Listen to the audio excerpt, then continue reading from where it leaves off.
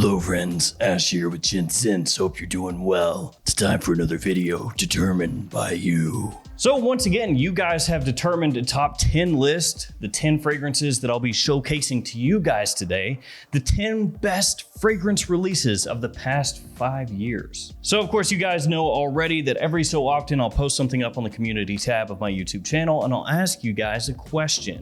What is the best fragrance for this, that, or the other thing? You guys provide answers and the ones that get the most updates are featured in a video, which is what we got here today. I want to thank every single one of you guys out there that left a comment, that voted on a fragrance, all that stuff, because without you guys, this video would not be possible. And if you want to take part in an upcoming one of these videos, there's another comment up on the community tab of the YouTube channel, or a post rather, that you can leave a comment to or upvote a fragrance for. So let's jump into it, guys. 10 best fragrances that have been released within the last 5 years.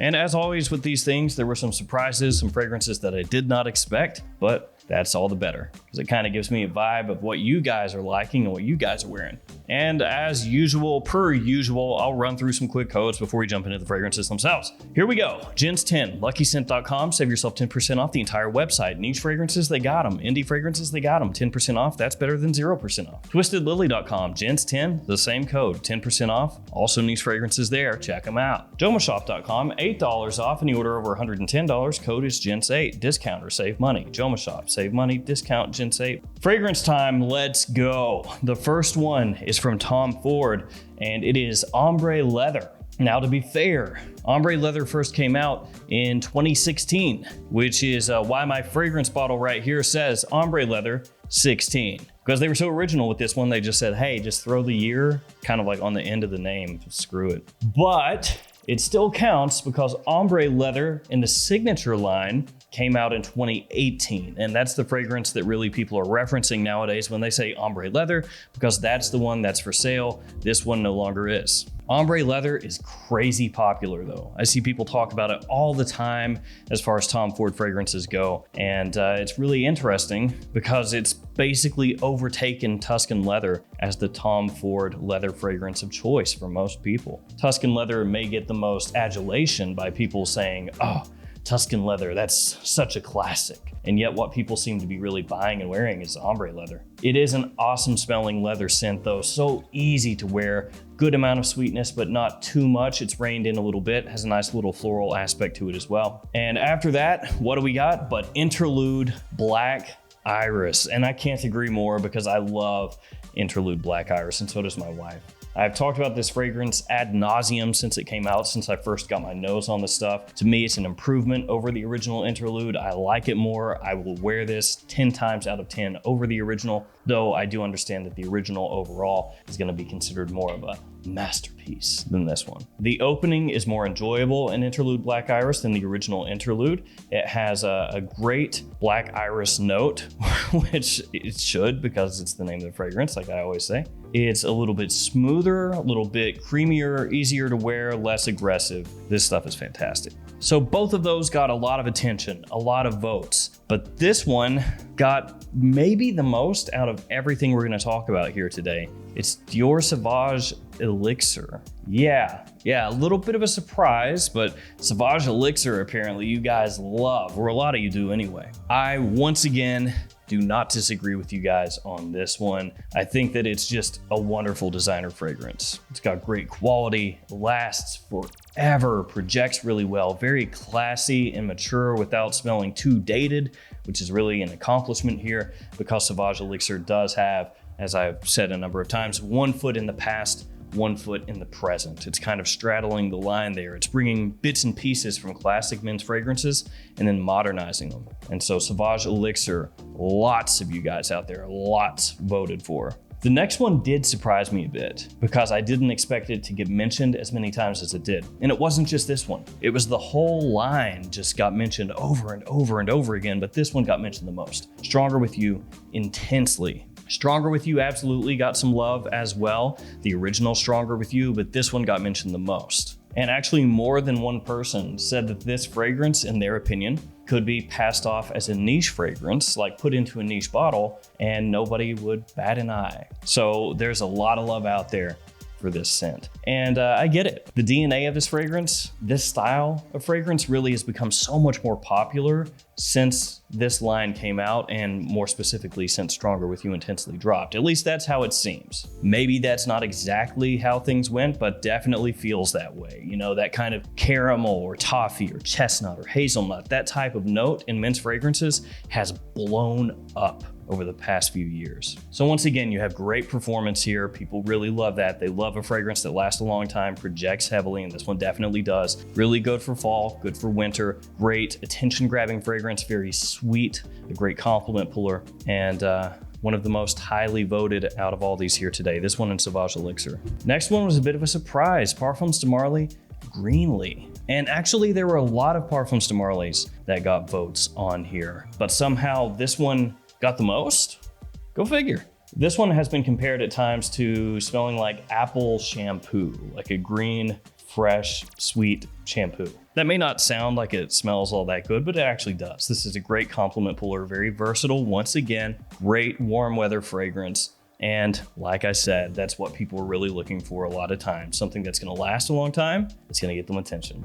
Those seem to be like the number one and number two most important things, maybe not in that order. Obviously with a name like Greenley, you probably already know that it has a bit of a green feel to it going along with that fruity sweetness in the fragrance. It has a bit of an amber woody feel as the fragrance dries down, musk as well. So clean, sweet, fresh, versatile, Greenley. All right, another fragrance I love is up next, Luna Rossa Black from Prada. And I dig that. You gotta give Luna Rossa Black all the love, any chance that you can. A little bit similar to Bulgari Black, which is discontinued, rest in peace. A little bit similar to Van Cleef & Arpels Midnight in Paris, which is discontinued, it's gone, rest in peace. So Luna Rossa Black is trying to take that DNA, which has gotten a lot of love from people in the community in the past, but hasn't maybe crushed it in terms of sales. It's trying to take that DNA, switch it up, do its own thing with it, and make it finally succeed.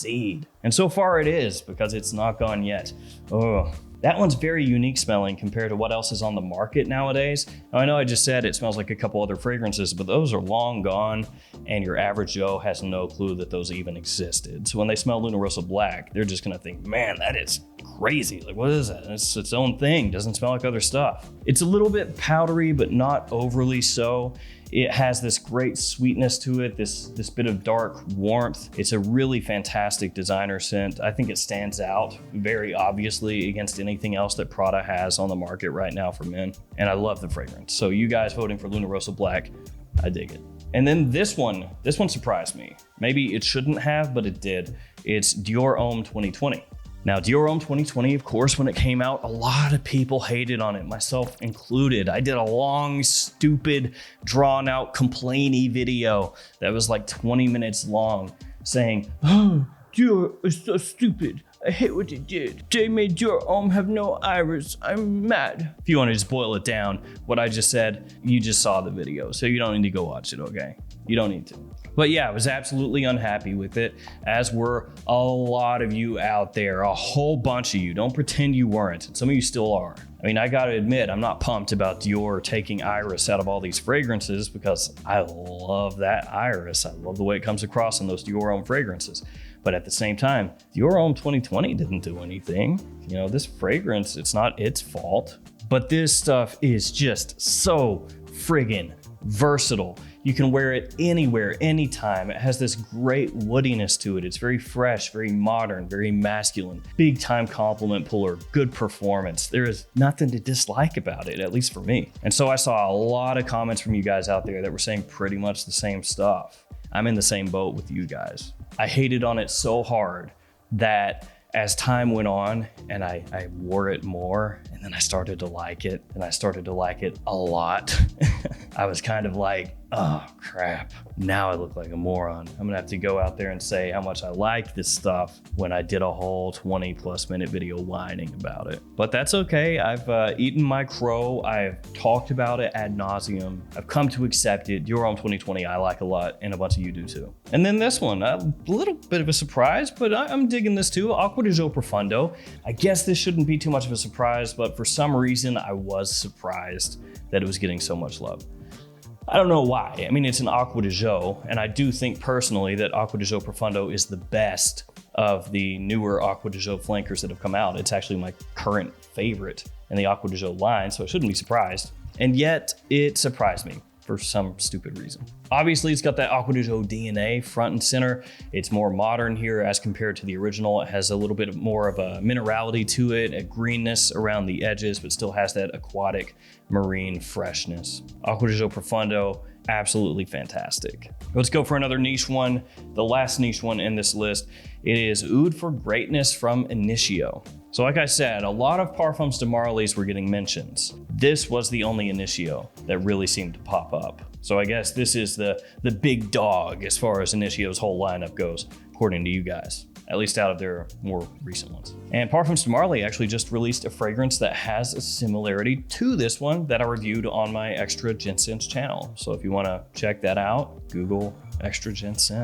So this one does not shy away from the aroma chemical side of things, but that doesn't actually mean it smells bad. It smells really good. It's got a strong sweetness to it, obviously a woody undertone.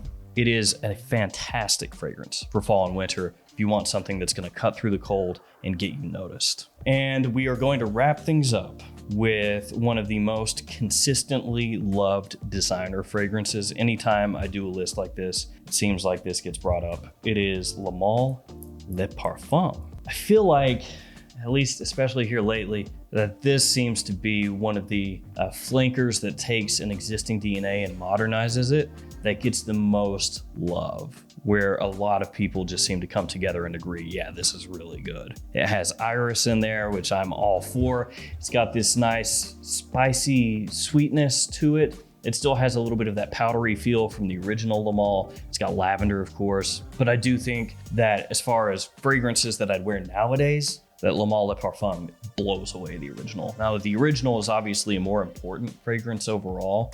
It's a modern masterpiece, right? A modern classic. But there's basically no situation where I'd rather wear the original L'Amouage over L'Amouage Le Parfum at this point. Even during summer, I would still rather wear this. I would just spray less of it on. So there we go, guys. 10 of the best fragrances that have been released over the last 5 years, according to you. So this is your list. Again, guys, there's a new post up on the community tab in case you want to check that one out. I think that it should be 5 best flankers of all time. So vote away. Thank you guys for hanging with me here today. Thank you for your support. Stay safe out there, and I'll see you tomorrow with another fragrance video. See you guys later.